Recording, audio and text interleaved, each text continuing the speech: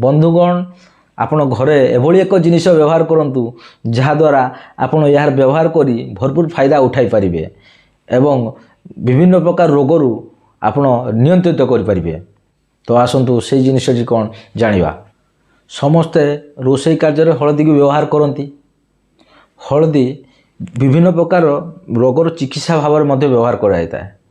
जदि आपण सकाळू हलदी पानी ग्लास नाका पिउचंती तबे आपणक शरीर रोग प्रतिरोधक शक्ति बढ़ी जाउची, जहाद्वारा आपणकर थंडा ज्वर काश ये रोगरू आपण बहुत शीघ्र ट्रिटमेंट हो पार्टी।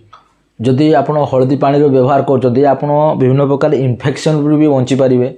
शरीर जदि खंडिया खाबरा किछि से क्षत स्थान को यह बहुत जल्दी जुड़बार सहयोग करता है। हलदीर किसी विशेष गुण जो यह आंठू गंटी जो फुलवा समस्या को भल करता है। जदि आपण सकाळू हलदी पानी पिउचंती तबे आपणकर जो आर्थराइटिस समस्या बहुत कम हो। आर्थराइटिस समस्या देखा जिबार संभावना बहुत कम। हलदी पानी कैंसर रोग को नियंत्रित कर देता है। आपणकर जो शरीर रे जो कैंसर टिश्यूटा जो तैयारी हुए ताको हलदी पानी सृष्टि करने को दिहे नहीं। जदि आपण हलदी पानी व्यवहार करछंती सकाळू खाली पेट हलदी पानी पिउचंती तबे आपण को फ्यूचर रे कैंसर भली समस्या किंबा आर्थराइटिस समस्या देखा जिबा बहुत कम, चांस ही नहीं। हलदी पानी व्यवहार कले आपण शरीर थिबा खराब कोलेस्ट्रॉल परिमाण को ये कमे दे थाए। रक्त को गाढ़ होगा को दिए ना, जहाद्वारा आप जो हृदघात भली रोगर समस्या बंचाई थाए। हलदी पानी आम शरीर थिबा हजम शक्तिटा को बढ़ाई थाए एवं हलदी आम शरीर पित्त तैयारी होगा पई से त्वरान्वित करि थाए। आपन जो रोषे रे आपन जो हलदीटा जो पकाउचंती आपन भाबुचंती तरकारीटा जो हलदीटा खाली हलदिया कलर देखा पई हलदीटा यूज होउची। जदि जो तरकारी तो हलदीटा कम पड़ो तरकारीटा अलग रंग कलर देखा आप घोड़ा लगत से नुहे। हलदीटा तरकारी पड़िया फल आपणकर जो प्रतिदिन जो हलदीटा तरकारी पड़ुची आपड़ जो खाऊँ आप शरीर पर केते लाभदायक हो। आपणक हजम शक्तिटा को से बढ़ाई थाए एवं आप जो पित्त तैयारी होगा प्रक्रियाटा को से त्वरान्वित करता है। हलदी लिभर को सुस्थ रखी थाए। लिभर जो कार्य सब रोचे या त्वरान्वित करता है एवं लिभर जो विषाक्त पदार्थ उत्पन्न होची से रोकी थाए। जदि आपण हलदी पानी व्यवहार करछंती तबे ताहले आपणकर लिभर सुस्थ रहिबो।